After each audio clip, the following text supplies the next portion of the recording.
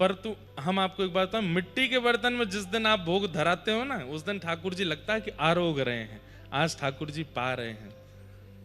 हमारे स्वामी जी श्री हरदास जी महाराज मिट्टी के रज के बर्तनों में ठाकुर जी का भोग पधराते थे।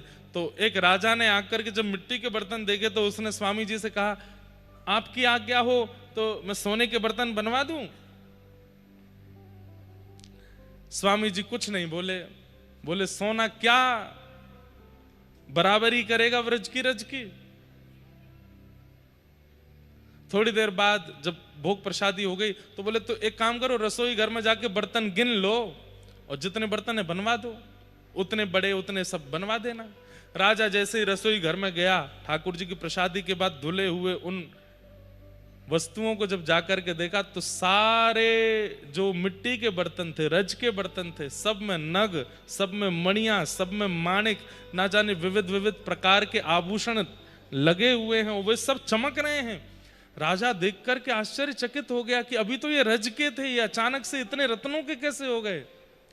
ठाकुर जी के शरणागति के भाव से स्वामी श्री हरदास जी महाराज कहे, भाई रत्न अपनी चमक, रत्न अपनी खूबसूरती संसार को लुभाने में प्रकट करता है, पर ठाकुर जी के सन्मुख जाके तो रत्न भी मैं रत्न हूं ये भुला करके रज बन जाता है कि कहीं मेरे रत्न स्वभाव पर कोई आकृष्ट ना हो जाए।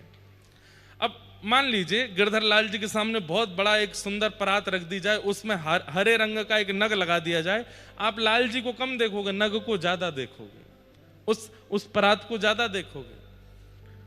तो बोले कि स्वामी जी ने कहा कि ठाकुर जी के सन्मुख पधराए हुए पात्रों में नगों ने विचार किया कि कहीं ठाकुर जी के दर्शन में विक्षेप ना हो जाए, इसलिए स्वयं रज के रूप में प्रकट हो गए।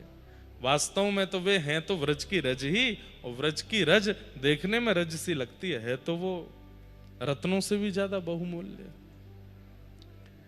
तो मूल्यवान वस्तु देनी है ठाकुर जी की सेवा में, इसका प्रयास करो, पर संसार देखे इसलिए नहीं।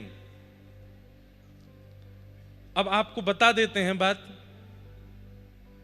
श्रीनाथ जी में नाथ द्वार में जो श्रीनाथ जी वस्त्र आभूषण धारण करते हैं, वस्त्र धारण करते हैं, आभूषण नहीं, आभूषण तो बात की बात है, जो वस्त्र पहनते हैं उस वस्त्र पे जो गोटे लगते हैं वो गोटे भी सोने चांदी के होते हैं।